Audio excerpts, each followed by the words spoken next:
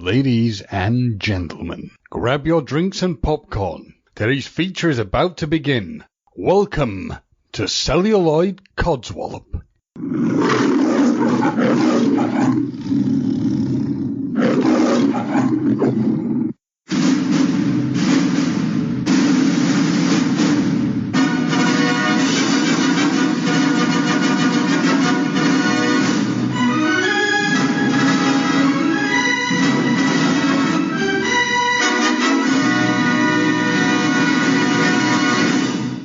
Hello and welcome to this week's episode of Celluloid Codswallop. And on this episode, I have a man, and I keep using this term in Celluloid Codswallop, of someone who wears many hats and does many different things. But again, with my wonderful guest today, it's very true.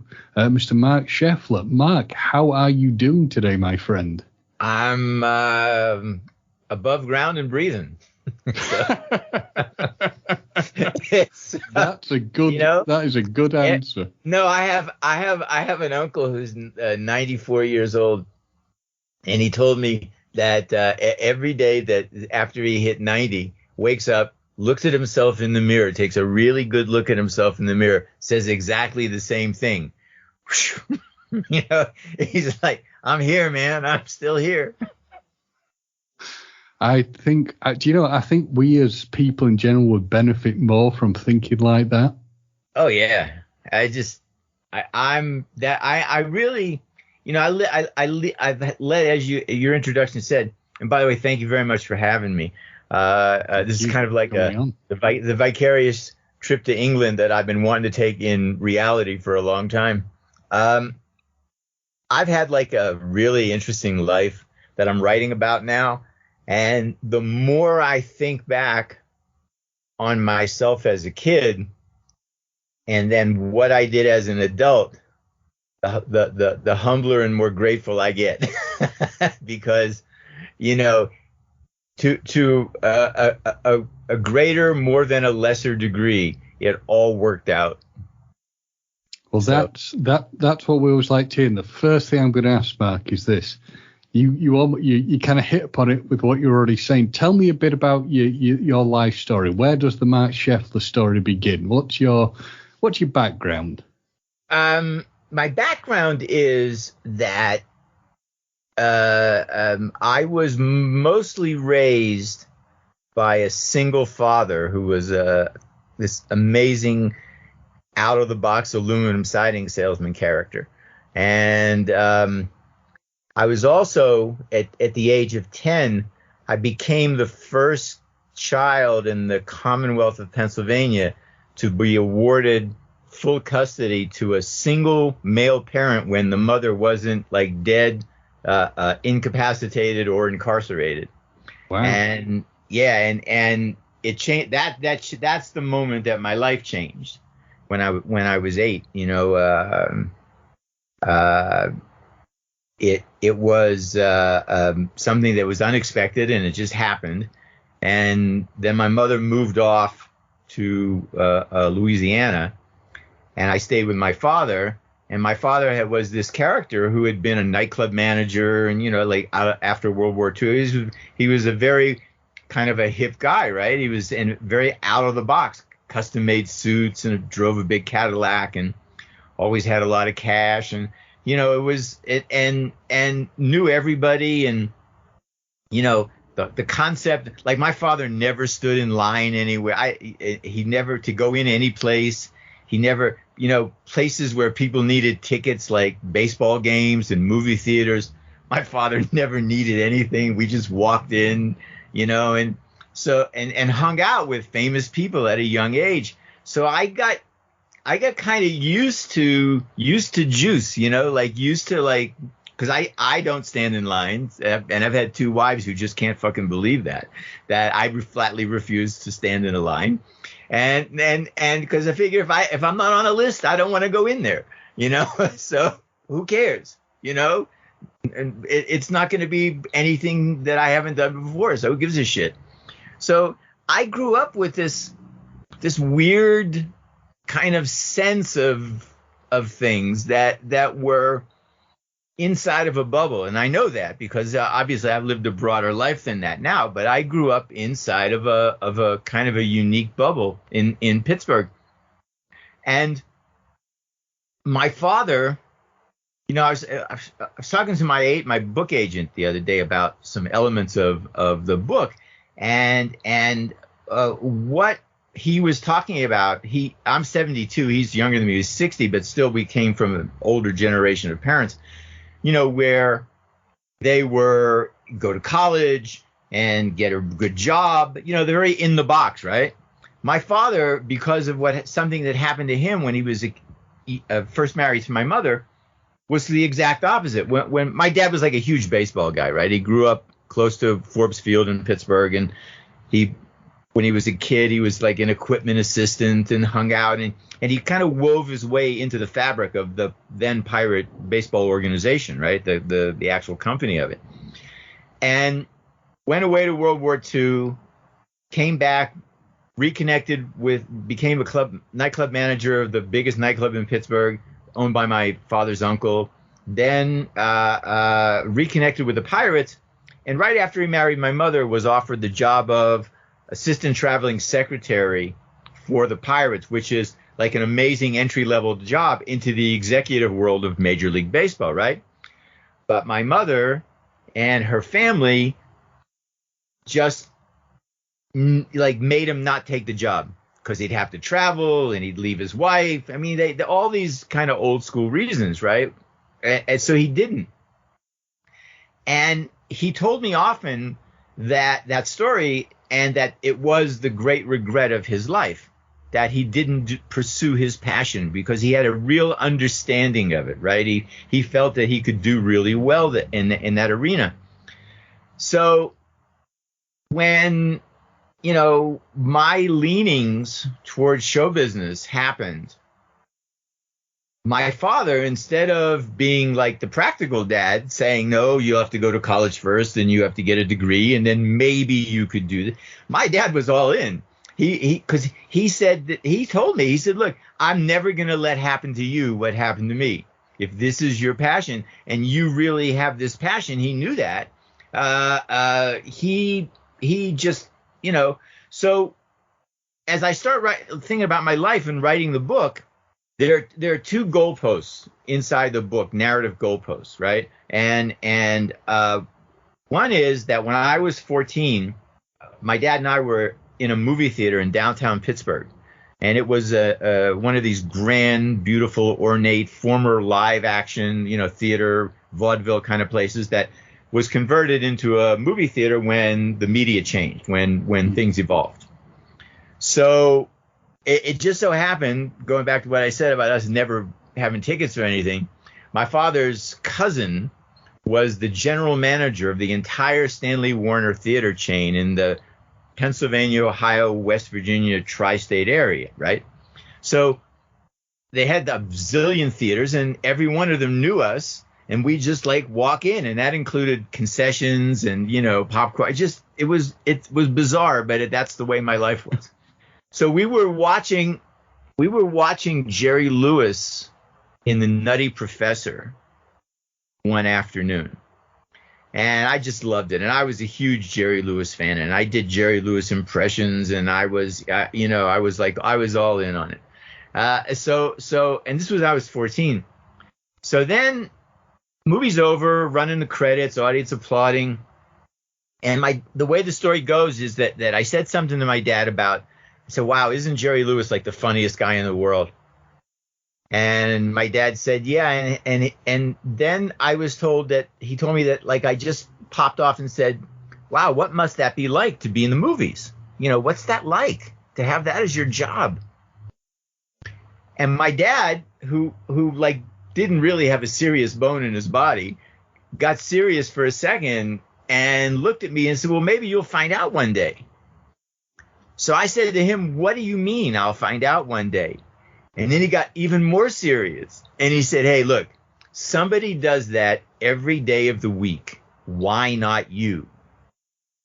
And me, who had an answer for everything, I was mute.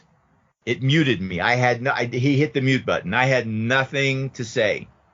So I just said, then eventually I said, okay, I'll tell you what, Dad, I make a deal with you.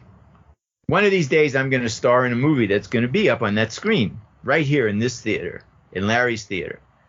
And my dad said to me, fair enough. And when that happens, I'll rent the limo and we'll come to the premiere together. And we made like this little father-son, deal.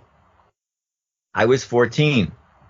7 years later, after I did Last House and after Roger Ebert's review broke, and it suddenly went from just being in the, like the second half of a scary double feature in a chain of drive-ins in the New England area, it went to like 800 or 1,000 theaters, like right after Roger's review. The publicity company calls me and says, listen, we know you're from Pittsburgh. We're opening the film there, and we'd like you to go and, spend 3 days and do publicity and help the film out. I said, absolutely. I said, by the way, where is it opening in Pittsburgh? And they said, it's a theater called the Stanley. And I called my dad, and they said, you're not going to fucking believe this. You are not going to fucking believe this. And the night happened. He rented a limo, and the two of us went to this big Klieg Light premiere of Pittsburgh's own Homeboy kind of thing. And so that's what the book is anchored in those 2 points, right? And it's the kind of making of the fantasy promise, and then it actually happening, and the journey that I went on to get from those 2 points, and then surrounding it are a little character background and then forward progression after that. So that's the book I'm working on right now. And what's really cool to hear is the question that I always kind of I will always ask people is, what's the family response to wanting to go into showbiz? And you've already answered that. And it was a very good that you got because a lot of times you hear parents going, are you sure? Step back a bit. They're unsure, but it sounds like your father was the opposite. No, listen, let me tell you a story. When I was 10 years old, I'll backtrack. My dad taught me a really important lesson about life. And that was it's important to have a dream, but it's a lot more important to know how to aim yourself towards that dream. And that's one of the things he taught me, was to how to aim myself. So you asked initially, where was the beginning of this? So here's the beginning. Here's the actual beginning of this. I think, as I look back, when I was 10, my dad came to me and said, look, you're 10 years old, going to be 10, double digits, new decade, requires a very special birthday gift to send you off into this second decade. What do you want? So I said, the Three Stooges. And he hired them for me. Yeah, I know, your face just popped, right? If I was at home, you'd see the picture I have with us behind. I have it in my office at my home of me and the Three Stooges at my party when I was 10. So what happened was, they were playing a gig at a nightclub in Pittsburgh called the Holiday House. And my dad went to them and said, look, my son wants to have a birthday party and a matinee. How much you guys want? They agreed on a figure, right? And we had a party out there for about 60, I think it was about 60 people. Kids and their families, and then friends of their families who couldn't fucking believe this was happening, right? And in the middle of the show, Mo stops the show and said, tells the audiences, we're here to celebrate Mark's 10th birthday. Where's Mark? I raised my hand, and he said, Mark, come on up on the stage with us. So I looked at my dad, and my dad had that serious face and said, get your ass up there. And so I said, okay. So I went up on the stage, right? And I knew all of their material. I knew I watched them on TV every day. Like the Paul Shannon show in Pittsburgh had an hour of Three Stooges shorts every day, 5 days a week. And I've been watching them for years. So I integrated myself into their little shtick. Their whatever they were doing, I could follow it. I knew their moves. And then, like, I did that for a couple of minutes, and Mo puts his hand on my head and says, I dub you the fourth Stooge, right? And fucking people went nuts. You know, I couldn't see shit, right? I had lights, stage lights in my eyes, and they gave me a microphone, and I couldn't. But when he said that, everybody applauded and laughed, and I heard, and that felt like really warm, right? My whole body, I remember it got like really warm, and my spine started to tingle, and you know, and I guess I've never done it, but the only thing I can think of from pictures I've seen, it's like those people in opium dens, right? Like you take this first hit and this warm thing comes over you, this comforting. So I remember very shortly after that saying to myself, you know, I want more of this. I like this. This is fun. And now looking back on my life events, that's probably, you know, obviously at age 10, I didn't intellectualize it the way I can now, but probably because I remember, you know, hearing from my dad this thing about aiming myself towards, you know, whatever it is you want in life. There was nothing specific, but that was his parenting, right? He never pushed me in any direction. He said, but find a direction you love, and then if you still love it, aim yourself there. So I remember then, you know, like pursuing funny things and, you know, wherever. And that's just kind of how it happened. Who was the most, because I mean, the fact that you blew my bloody mind when you said the Three Stooges. Who was, because you mentioned earlier on that you met famous people when you were younger. Who, are they the most famous people? A lot of baseball players, a lot of Pittsburgh. I knew all the Pittsburgh Pirate baseball players that were on the team in the 60s, the early 60s. That whole 1960s World Series team, I knew just about everybody. My dad was good friends with Joey Bishop, comedian by the name of Joey Bishop, and every time he came to Pittsburgh, we were hanging out with him.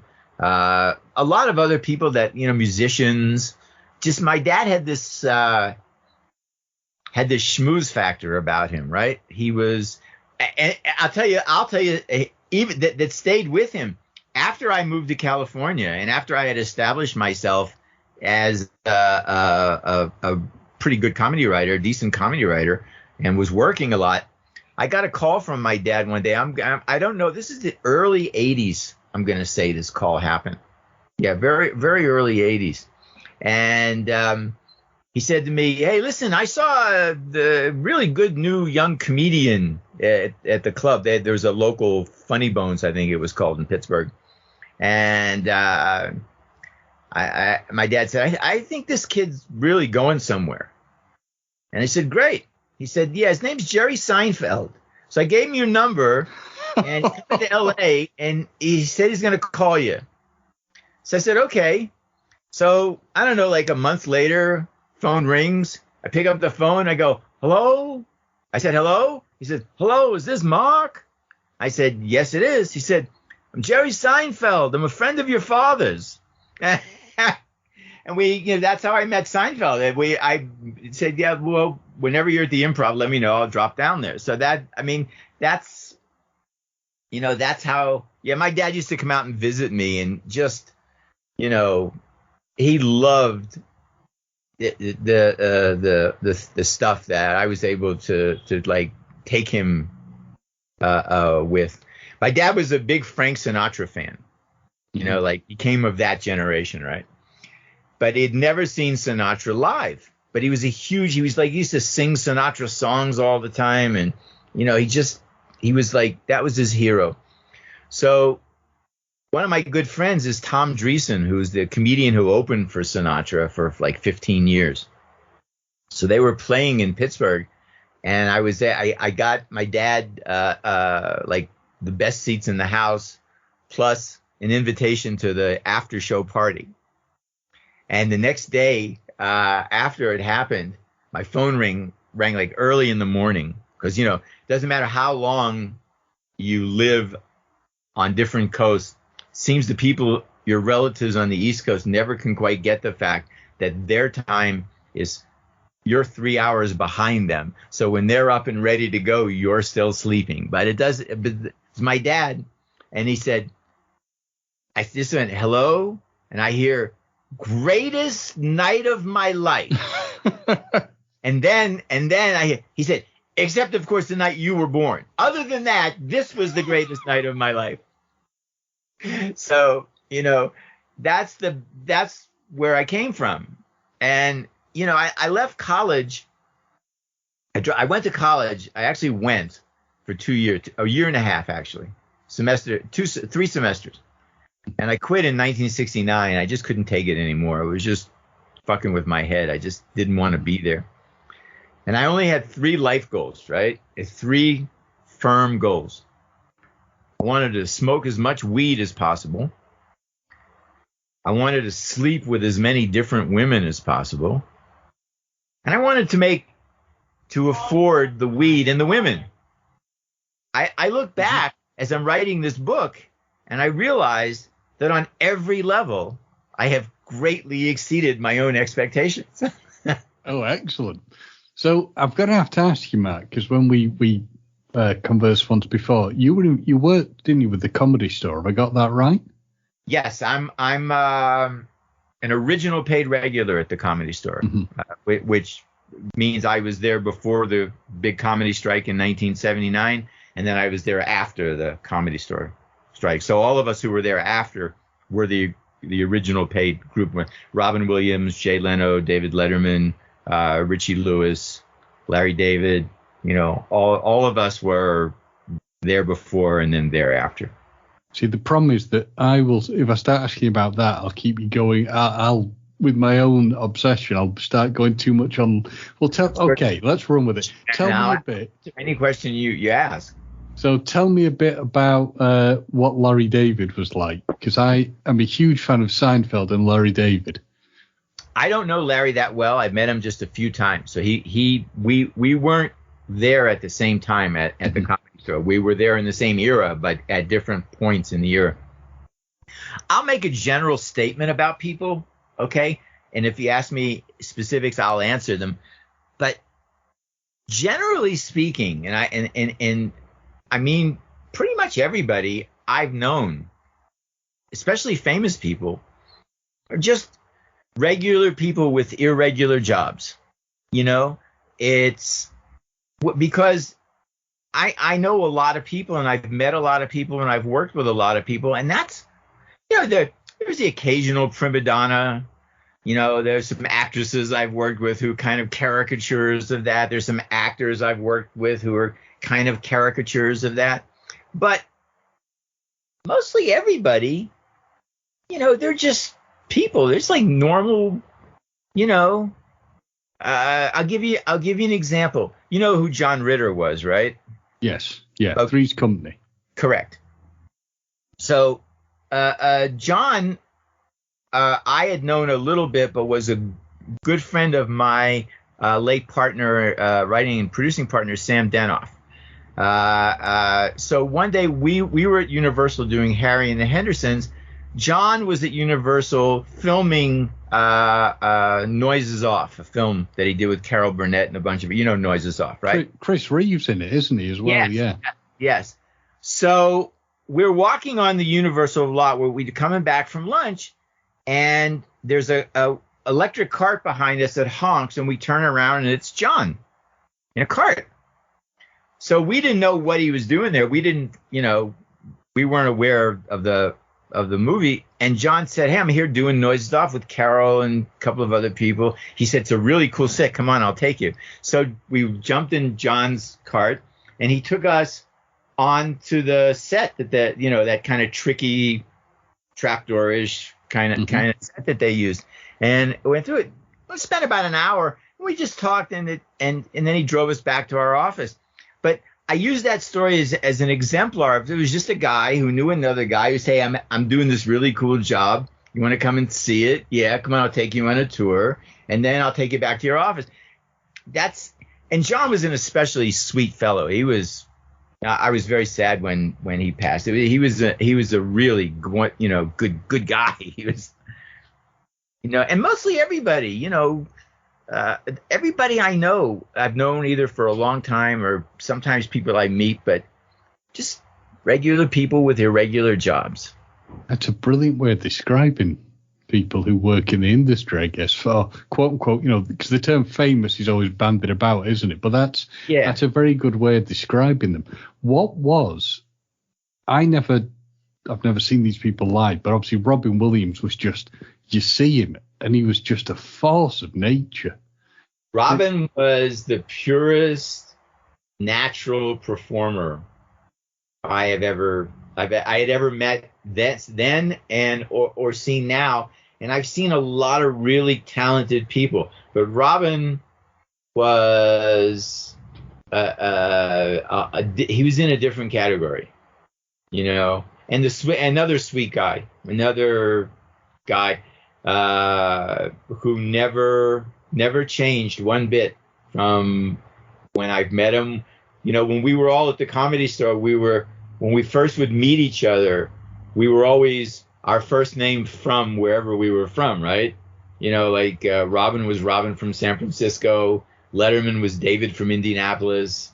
Jay Leno was Jay from Boston. I was Mark from Pittsburgh. Michael Keaton was Michael from Pittsburgh.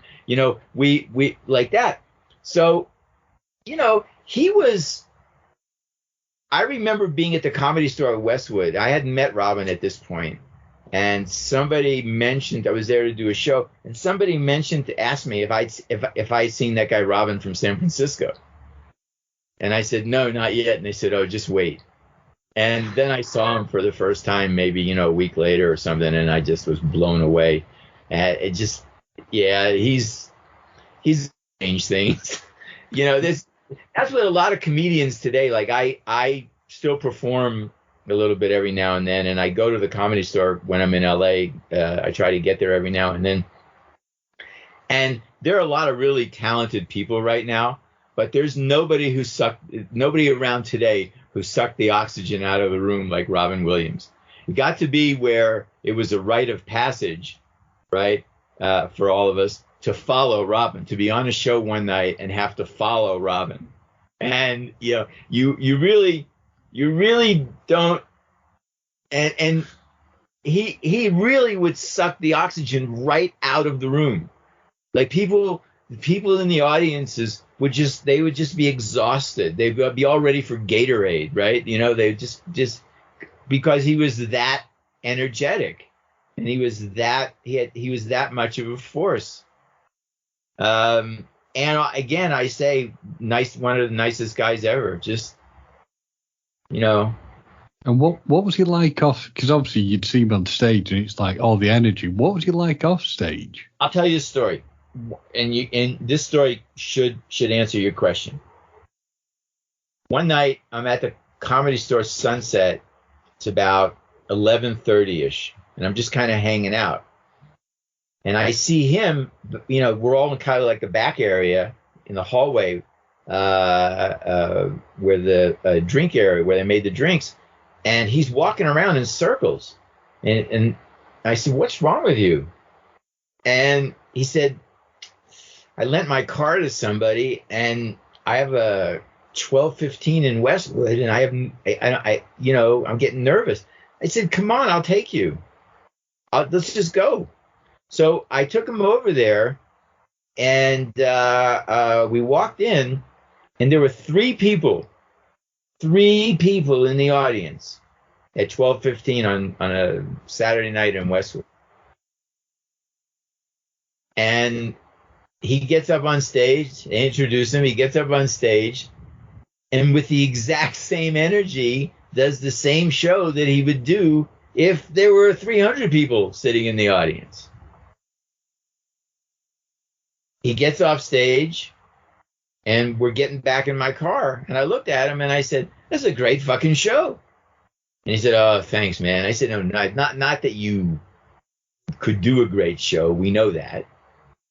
It's just you did it for three people the same way you do it for 300 people.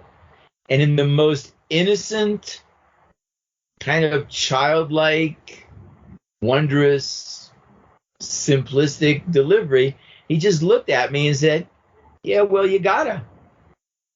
And that was the sign of a good professional person, but also a good person. And I said to myself at the time, boing, like, okay, man, lesson learned. You know, like I'd been through a lot. I worked in New York after I was the stage manager of the Raleigh Hotel in the Catskill Mountains for about a year. I worked for a comedian by the name of London Lee. And I started out just as his driver, road manager, schlepper, you know, general assistant. And then I started writing jokes for him that worked. And then I became part of his act in a bit that he did with his former road manager. And I stayed with him through like 150, 160 club dates in the Catskill Mountains where I was on stage like almost every night doing a bit. So I had a lot of stage experience, and we ended up with 2 weeks at the Copacabana. So I had like serious, yeah. So I was part of his act during a 2-week co-headlining gig at the Copacabana in January, I think 71, I don't know. So I had a lot of stage experience, and then I did Last House, and it became what it became. So for 2 weeks, while it was at its apex, I was one of the stars of a top 10 movie in the United States, right? And it's a weird thing, but it continues on through time, every now and then doing something different. And now, this week on the 2nd, 3 days ago, what is this, the 4th or 5th? 4th. Yeah, 2 days ago, it was part of an exhibition of films, I think 6 of them, that was screened at the Museum of Modern Art in New York. I saw the flyer. A friend of mine sent a flyer, and I wrote a tweet out. I said, "Dear Wes, David, and Freddie, you're not going to fucking believe this." And then I posted the link to the exhibition at the Museum of Modern Art. And I had one of those, you know the movie Casablanca? I do, yes. I'm a fan. Right. I like that film. Yeah. So you know that moment when Humphrey Bogart is standing in his bar in Rick's Cafe, and Ingrid Bergman walks in for the first time, and he looks at Sam and he goes, "Of all the gin joints in all the world, she has to walk into mine," right? I look at this flyer with these 6 films that the Museum of Modern Art, their curator, has chosen for this exhibition that they're doing, and I think to myself, of all the horror films in all the world that have been made, this fucking thing is on that list, right? Yeah. It's like, holy shit, you know. Totally. So I have this opinion of myself based on that, and you know, just reaffirming actually the opinion that in one tiny grain of sand size a moment, I became part of American film history. Because Last House most certainly is. Yeah. Okay, that's an undeniable fact. And I'm part of Last House. So in some fragmented grain of sand size way, like I said, I've achieved what I set out to do. So I'm going to take you to Last House to ask the question, how did you find out about it? And what was the casting process? I always like to know how people, because obviously you're well known for the character Junior Stylo. So how did that come about? Okay, so I had a manager at the time who was handling me, Dick Towers. Now, Dick Towers is the guy who played Dr. Collingwood. He was an actor, a Broadway actor, who then became a manager, but still liked to keep his toes wet. Came up and he took the role under the name of Gaylord St. James. So Dick was for a first manager in show business, couldn't have been a more ideal character. He was a former Broadway actor who had a tremendous amount of experience in New York and knew the ins and outs. And he was a terrific guy. And like, you know, just, hello, darling, how are you? It's wonderful to see you tonight. It's just, you're lovely, you're lovely, you're lovely. I said, wonderful to see you. Have some yogurt. Have you had yogurt yet? It's wonderful. So this is how he was, right? So the way we do it is I'd go into the city, you know, from my apartment, and I'd make the rounds, and his office, you know, once or twice a week. The technology didn't exist the way we have it, instant communication these days. So it always made sense to like show your face, right? So I walk into his office and he sees me come in. He says, "Oh, I was just going to try to get a hold of you somehow. Come into my office." So I walked in. I said, "What's up?" And he was you watch the movie, he was a tall guy, right? And just, You can see, if you watch the movie again, you can see what I'm talking about in his performance, right? He said, "I have a movie for you." I said, "Really?" He said, "Yes, it's a wonderful role." And I said, "Have you read the script?" "I don't have to read the script. They told me about it."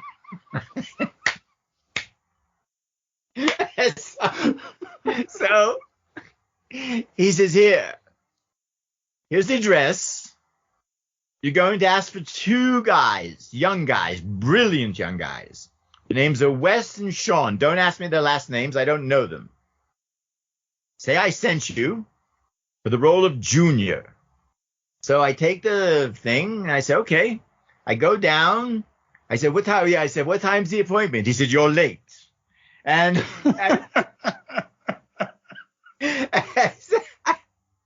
so I hustled down to Sean's office, and which was downtown, like by 6 or 7 blocks, or uptown. He's close by. Hustle in, and I go up, and I meet this hippie-looking guy with long, stringy blonde hair, skinny, and another guy, short, running around with he's got a mustache and a little weight, not a lot, but you know, he's not skinny, and he's running around, and one is Wes and one is Sean. It was Sean Cunningham and Wes Craven, right? So I introduce myself, and they say, okay, and I read the scene where Junior's doing the dream. They wanted me to pretend I was, act like I was asleep, and then go through the scene like that. I do it. I don't think I did it more than 2 or 3 times, if that, and they said, thank you very much. And by the time I had walked back to Dick's office, I walked in and his arms were up like this. They love you. You're there. It's your role. You've got it. You have a movie. You booked your first movie. Excellent. Come here and have a yogurt. It was like, so that's how I got the movie. That's it. That's the exact way I got it. Same day. Just happened. Bing, bang, boom. Wow, amazing. But Yes, 100%.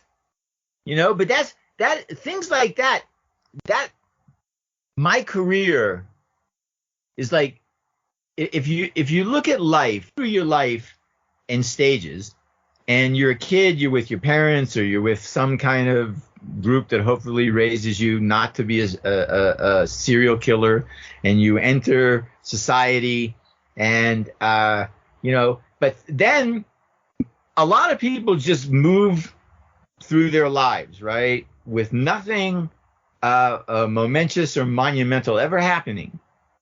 They have normal desires, they think in a certain way. So then you have people who have ideas, big ideas, things they want to do. Well, they move through their lives, and either things happen to allow them to move that way, or they don't. I've been really lucky, and just that every time I wanted to do something, or I needed something to happen to move my particular train down the track, it appeared.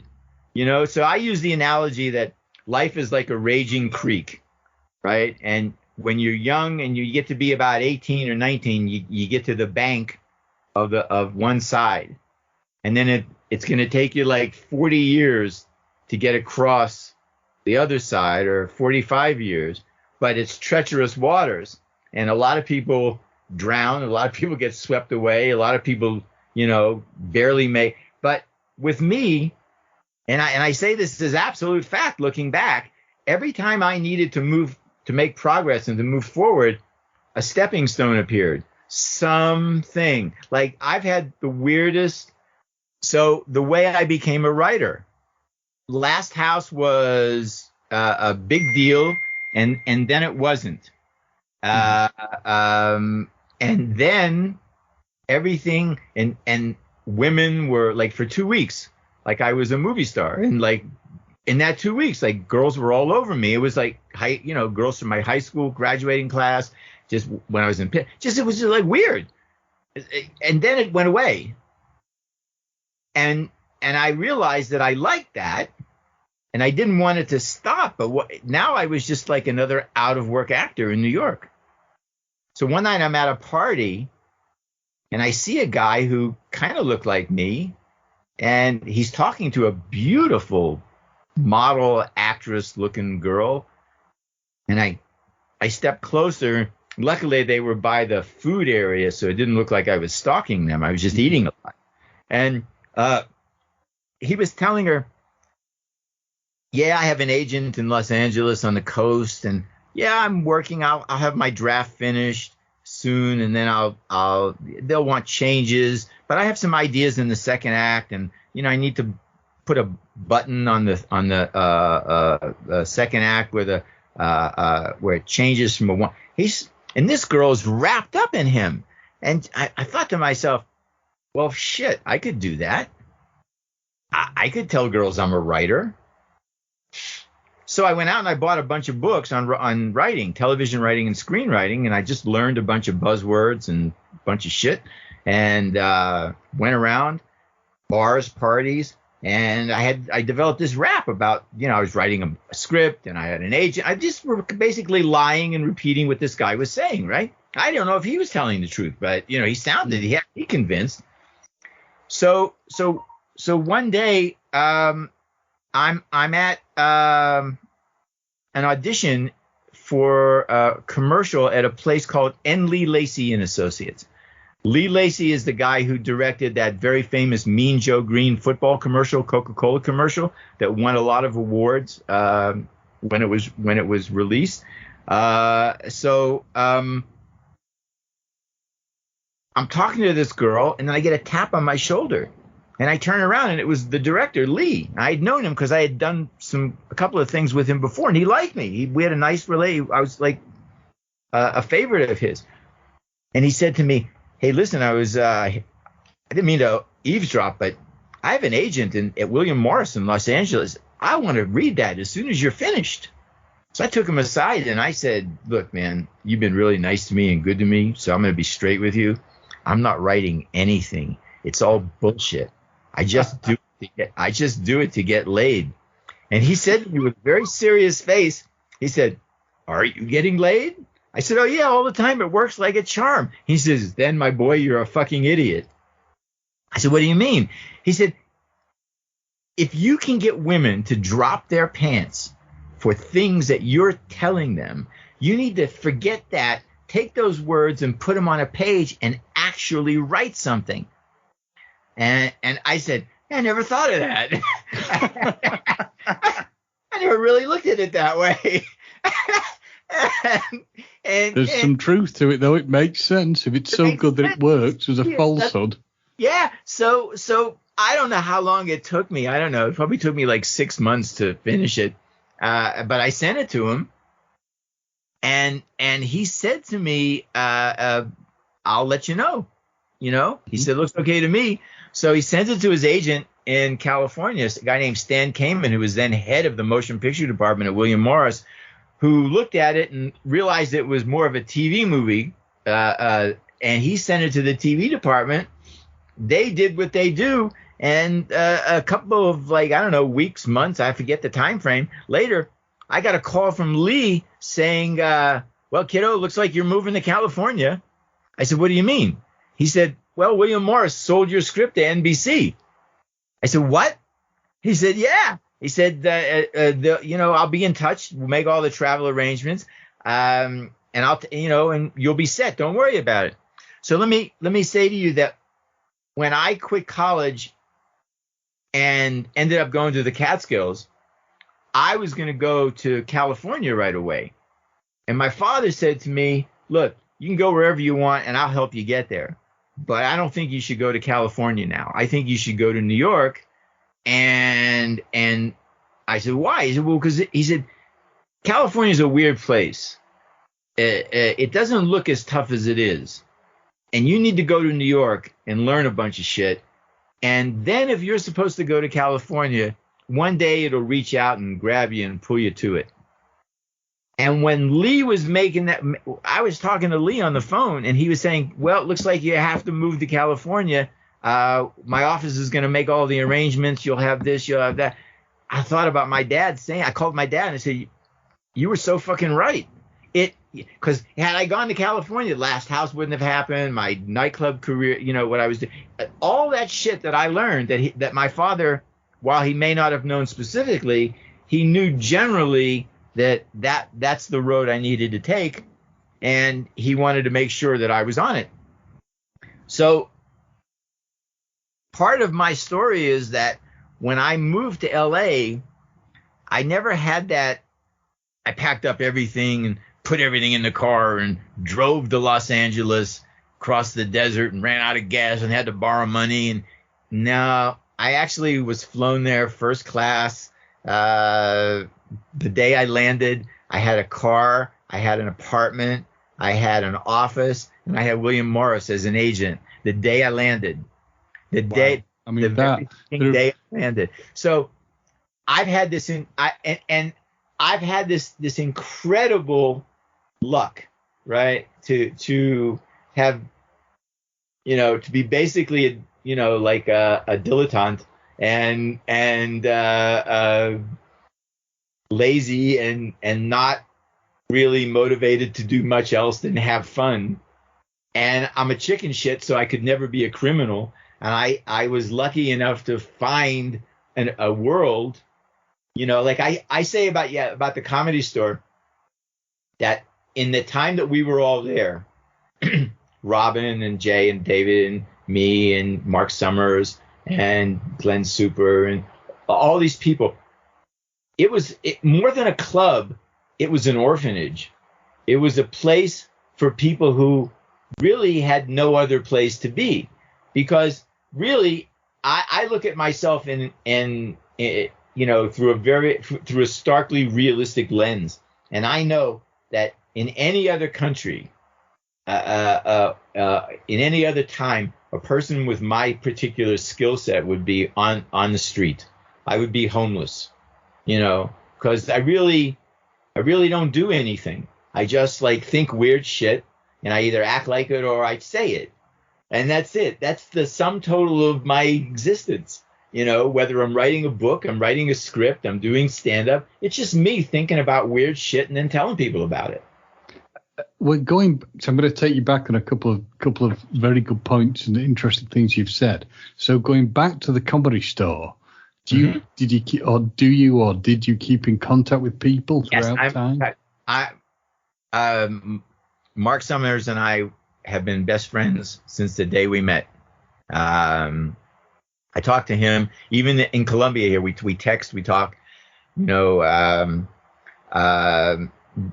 other people. A guy named Joey Gaynor. Jimmy Walker and I are friends. Marsha Warfield I talk to all the time. We've stayed friends. Tom Dreesen and I are good friends. Johnny Dark. Just it's a weird thing. Like, the Comedy Store just had its 50th reunion, 50th anniversary party last April, shortly before we came to Colombia. And it was just comedians for the most part, all of us who had been there for all this time. And the nice thing about it is, man, we used to play softball together and we'd hang out together. It wasn't, it was a lifestyle. It was like the Comedy Store and the Improv in LA are about a mile and a half away from each other. So every night we were in one place or the other, or both, obviously not at the same time, but we would just go back and forth. And it was a lifestyle. It was a really, sometimes I look back and I say, well, I stopped because I got a show on the air and I was busy writing, and then my writing career took off. And the reason I'm back doing stand up occasionally now is that I need to touch people again, like up close and personal, right? Mm-hmm. Like I need that. And I don't do a lot of shows, but luckily people let me perform whenever I want at these places. So I can, go and do it. And I just like that feeling of hearing laughter, like up front, close and personal. And by doing that sort of stuff, you're having a positive impact on people, aren't you? Yeah, I hope. I mean, my book agent keeps telling me that the book I'm writing is an inspiring story, right? And I don't like to think of it in terms like that, only because that's like arrogant to think that, like I never felt like I inspired my children, but apparently I have, because they all say I did. They're all successful and happy, and they all say I did. I just tried to be more of a male life guide and not be like a possessive person, because that's how my dad was with me. He wasn't like a parent. He was more like a really cool male life guide who kind of helped me navigate treacherous waters that he'd already navigated himself through. So, I guess I became the same kind of dad, and that's the same kind of person I am, I guess. Is it, we're here for such a short time, might as well have fun. It's true. With regard to the Comedy Store, you're going to have to tell me if I'm right or wrong on this. Is it owned by the Shaw family? Is in Yes. Paulie Shaw's family? Peter and Paulie now run it now. Right. And so you've been around and seen them, and it's good to say that it's still within the family as well. It's yeah. Yeah, I don't think I would doubt very seriously if Mitzi would ever have let it out of her family, in her will. No, Peter and Paul run it. Paulie now run it, and then there's a guy whose name is Adam Resnick, who's the booker. I haven't been back working there since whenever, but I do go there, and they're real nice to me, and because they know my name's on the wall and has been for over 40 years. So it's a pleasant environment when I want to go, but with COVID and everything, I don't really like to go around crowds. Which is understandable. Yeah. Yeah. Totally understandable. I've always had a fear of anything I couldn't make laugh. And, Yeah, COVID definitely makes things tricky. I want to also ask you, going back to Last House, what was the filming experience like on that for you? Well, you got to think that, I'm 20 years old. And you're new to it. 21 years old. It's my first movie. It's first movie for Wes as a director. Sean had made one movie before, like a pseudo documentary called Together. So we, the crew had more experience than we did, but it worked. I mean, it wasn't. It was a pleasant experience creatively. It turned out to be I learned the foundation of everything I know about filmmaking. I learned on that movie. Things are a little more complicated now and done sort of different ways, but the fundamentals are exactly the same. And I got a chance to see it because I was there almost every day of shooting. I got a chance to see it up close and personal. So I'm grateful for the experience. I really am. I'm just, Jesus, it was like 4 years of film school in 4 weeks. And obviously, it was Wes's kind of first thing. But how was he as a director? Because he always, I mean, putting the director thing aside, he always came across, when I saw people who speaking about him and interviews, as a really nice person, which seems strange for a guy who makes horror. but you know, Wes's intent. He was a very kind of a peaceful guy, right? He was a nice guy, and he wanted to, you know, as far as the director is concerned, his main vision was he wanted to take violence, person on person violence, you know, and instead of it being sanitized or shot a certain way where it's not as vivid, he wanted to bring it downstage center and show people what it really looked like when human beings were fucking with human beings, right? This is what it looks like. This is it. Here it is. And to that, you know, that was his vision. That was what he wanted to do, and he shot stuff that, you know, achieved his vision. So that's why it was very successful for him. That's why it jump-started his career, because Roger Ebert's review of Last House starts out like this. Okay, this is the first paragraph. Last House on the Left. This is dated January 1st, 1972. He says, Last House on the Left is a tough, bitter little sleeper of a movie that's about 4 times as good as you'd expect. There is a moment of such sheer and unexpected terror that it beats anything in the heart-in-the-mouth line since Alan Arkin jumped out of the darkness at Audrey Hepburn in Wait Until Dark. That's the first line of Roger Ebert's review, and it gets better from there.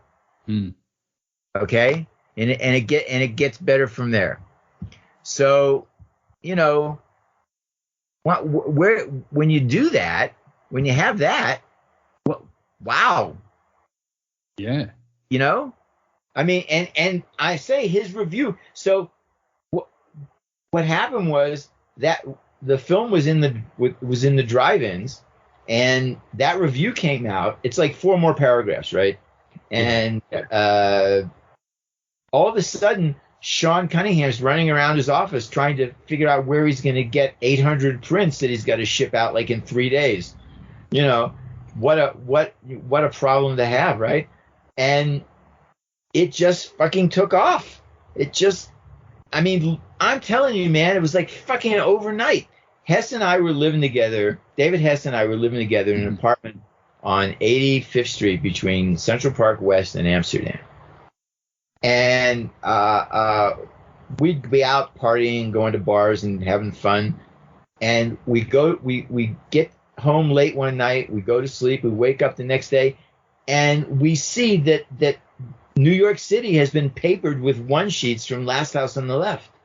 After that, announcing, you know, it's opening at the Lexington 86th Street or whatever, wherever, Broadway. Oh, wow. Holy shit. Wow.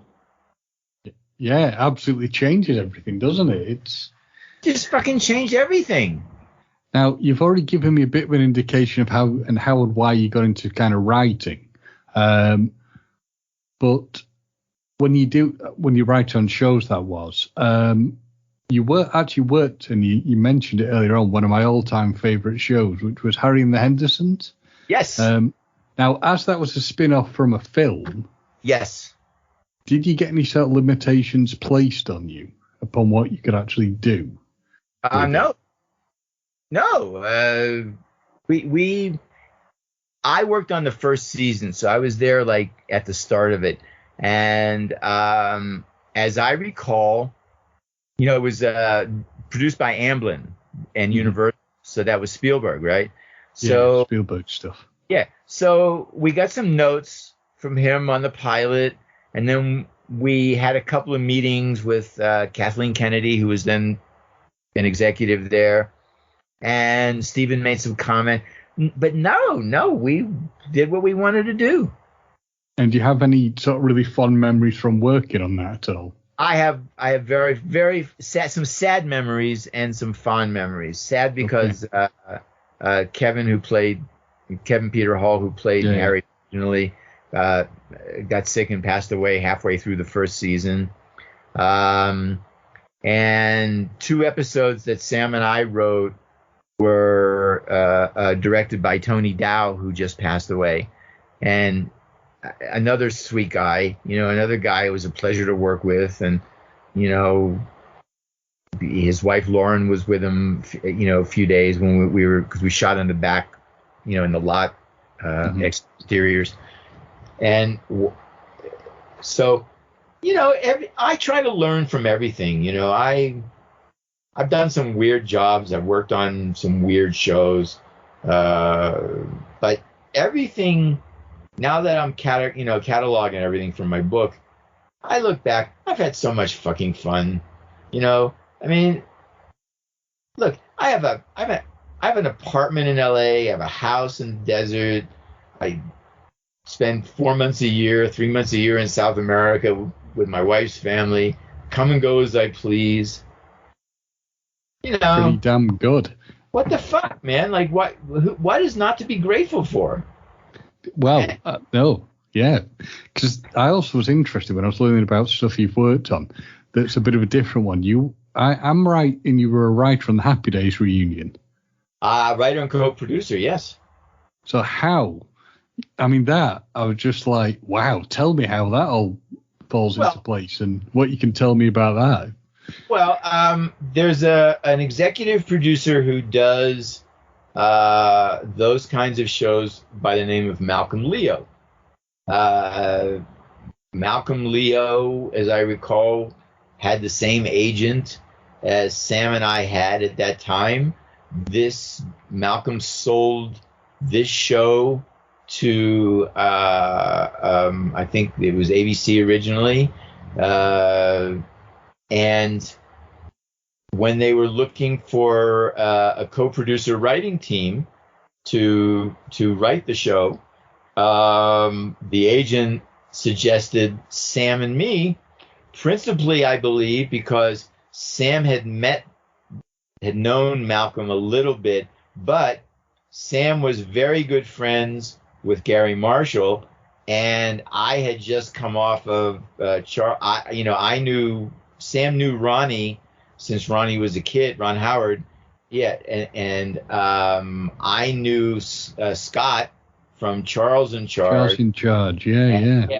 And there was a kind of synergy there that and I knew Henry a little bit, and had worked at Paramount, so I knew the cast. I wasn't a stranger to them, and we met with Malcolm, and Malcolm said, hell yeah. So we got the job, and then Sam and I sat down and screened all 227 episodes of Happy Days. Then we went around, we met with Ronnie over at Imagine to make sure he was in. We met with Henry and asked Henry to be the host, and Henry said yes. And then I called Scott's father, Mario, was at the time, alive, and he was managing. So I called Mario, and I said, this is what we're doing. The only one we didn't get was what's her name, Erin Moran. Yeah. She was going through some shit, and she made some very weird demands, and the network didn't want to go along with it. And it was, when you do shows like that they're all done in a contract form known as favored nations, which means that everybody gets paid the same. So that's, if you tell somebody we're doing favored nations, that means that everybody gets the same everything. So Ronnie agreed to it, Anson agreed to it, Donnie agreed to it, Pat Morita, who I knew, he agreed to it. Al Molinaro agreed to it. Tom agreed to it. Marion agreed to it. the only one who didn't agree to it was Aaron, and the decision was made to, say thank you, but no thank you. So. And that's interesting, because you would think if you think about the level Ron Howard's at, if everybody's okay with a flat rate, whatever it will be, it's interesting that she didn't want that. That kind of surprises me. From what I understand, I have no firsthand knowledge other than listening to, being in a room when some phone calls happen. She was going through some weird shit, and ultimately it apparently got her, but it doesn't surprise me. It doesn't surprise me that, based on what I had heard, that what happened to her happened. But it's sad because it would have been great, But at the same time, the show's got to be made, and you can't let one person stand in line, especially when we got the big shots, we got the heavies. I got Ron Howard and Henry Winkler to agree to do it. And are they as nice as you would think? Because they just come across as the nicest sort of people. These are Henry especially is he is a sickeningly nice person. Okay? I've heard that. Okay, he is a sickeningly nice person.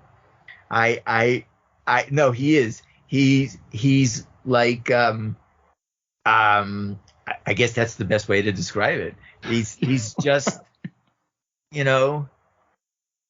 it's like you could put Henry in a room with Hitler, and 10 minutes later Hitler could be saying, "All right, Jews, not so bad."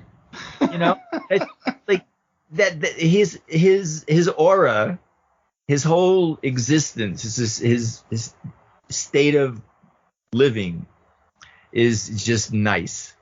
And Ronnie is pretty much the same way, right? It's just and that's what I keep telling people. Like I said earlier, they're just regular people with irregular jobs. But it's a lovely thing to hear that somebody as big and powerful as Ron Howard is a nice guy. They've not turned into like some maniacal asshole. No.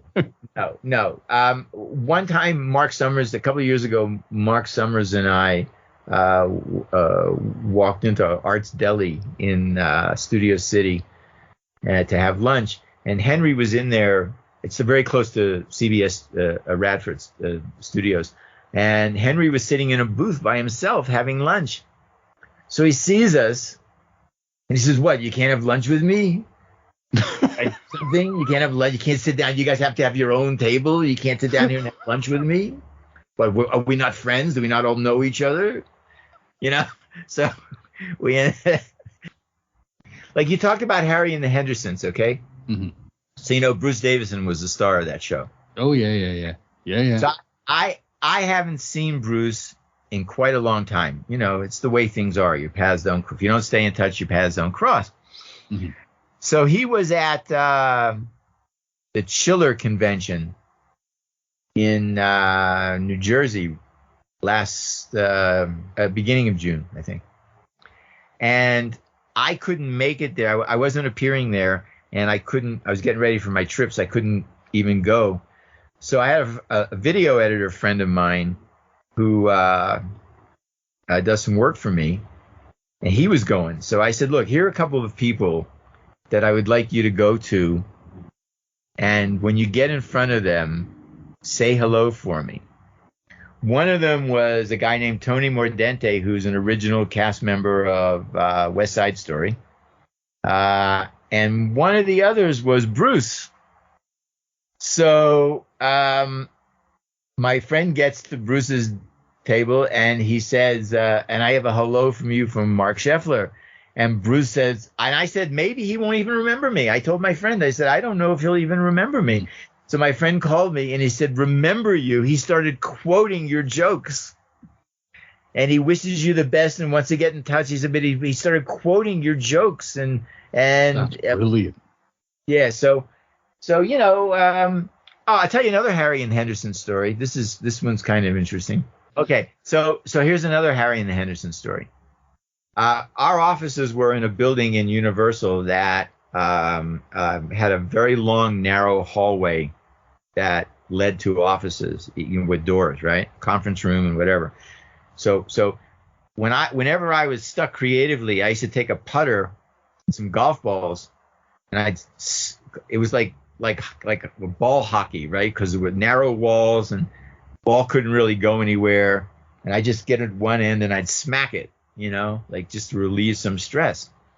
So one day I was doing that, and the door on the other end to the outside opens up, and this girl about 16, 17, with a big head of hair, sweating, holding an 8x10, looking around like this, pissed off. So I looked at her, I said, "What's the problem?" And she said, "I'm late for an audition, and I'm lost, and I don't know where I'm going, and I'm going to lose this chance, and shit." So I said, "Well, let me see if I can help you out." So I took her into our office, and Sam was sitting there, and he was looking at this young girl I bring. I said, "Have a seat on the couch." I said, "Who are you supposed to see?"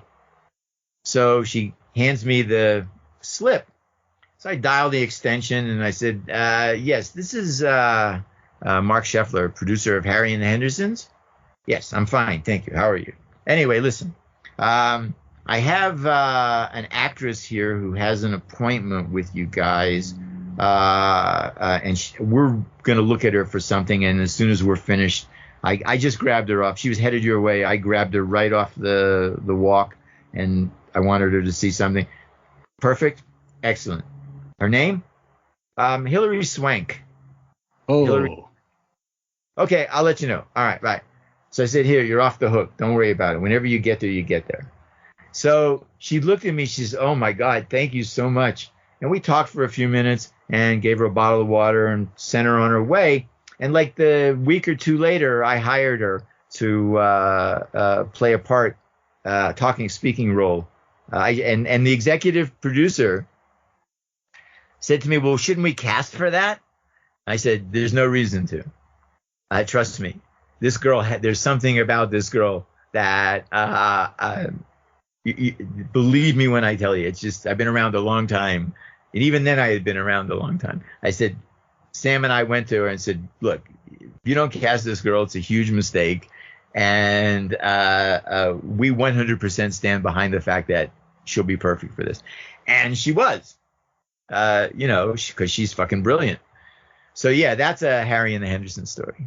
And it's interesting to see because this is a memory test for me, but you mentioned Pat Morita, obviously we knew from Happy Days, we know him from Karate Kid. She ended up being one of the Karate Kid films. Yes, she did. Yeah, she was in the next Karate Kid. That's correct. Yeah, God, what a small world. Yeah. Yeah, so, it is. With regard to like the fan bases, the people you obviously you've got horror, you've got people for TV. What's your interaction with the fan base been like for you? People who come to see me at conventions, my face to face. It's been no one stands in front of my table saying you're an untalented piece of shit. They all say, "We're really happy to meet you," or "Wow, I can't believe I'm actually meeting you." So by nature of it being a fan base, they're already predetermined to, I'm surprised that I'm that well known. I never really think of, like, my wife is completely and utterly shocked. She was when we first did that. I was a semi-celebrity, and I don't know. My kids kind of get a kick out of it. They're all adults now, but when they were kids, they had fun with what I did. I want to ask you a convention question. Sure. Which is, because I've been to a fair few conventions in my life, and I've done press for them and things like that. But I always have this impression that if you're the person who's a celebrity, a guest at a convention, there must be an element of it that's kind of a bit unnerving because you don't really know what you're going into. Well, am I right in thinking that? Look, whenever you walk into a room and you're the person everyone stares at, right? You walk into an elevator. Like I was at a convention in New Jersey, and my wife and I got into an elevator early in the morning to run downstairs and get some coffee and some pastry. And the elevator stops like 3 floors after we get on, and saw a young girl like in her 20s and her obviously her boyfriend get on. She takes a look at me and her knees collapse. She said, "Oh my God, it's him." And, I'm just a guy looking for coffee and a pastry. But I don't know. Yeah. I mean, I'm not as cautious or protective of myself as my wife is. If I'm in that environment, people have already been somewhat screened usually to get into those places. Mostly everybody I've seen in conventions are like-minded, right? They're there for a reason. They're united by their appreciation of what the convention represents, that the subject matter. So I avoid conflict at all costs. It's just a waste of time, because every moment that you're in conflict, you're not having fun. Very true. No, I just wondered, because once I was at a convention, I watched one of the guests come in, and you could see this look of real fear on the face, and I'm thinking, I mean, I saw them the second day, and they looked less nervous, but on the first day, you could see this look of apprehension. Not everybody not every person who's seen Last House on the Left has the same social boundaries. Let's just put it that way. And sometimes there are people who for whatever reasons, have their own boundaries that kind of like are not what I think they should be.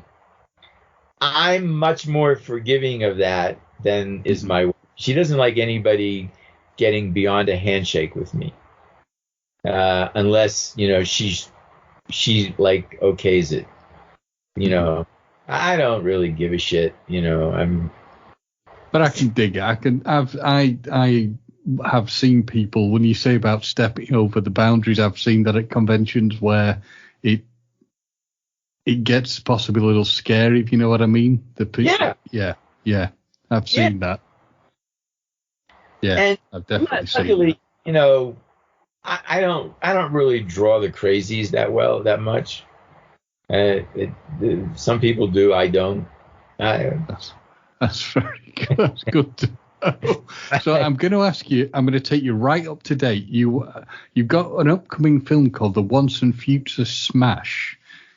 Oh, I did a favor for a friend, the Neil Jones, the guy who made the movie. Mm-hmm. He's a big horror guy, and he has a podcast that was one of the first that wanted to interview me when I started doing these. So I've stayed in touch with him. During the 2020 election, he got a bunch of horror people to do public service announcements about voting. He's a really good guy, and I've seen him in real life at conventions. So we've met, and he told me about this project that he was doing, and it sounded kind of fun. Again, favored nations, paid everybody, all the horror people the same. And I went to a little place in Hollywood, and I sat in a studio, and I did like a fake documentary interview. And that's my appearance in it. That's it. Cool. But I look forward to seeing it. Yeah, and I tried to give the directors what they wanted as far as creating this phony reality for them. So I haven't seen my work.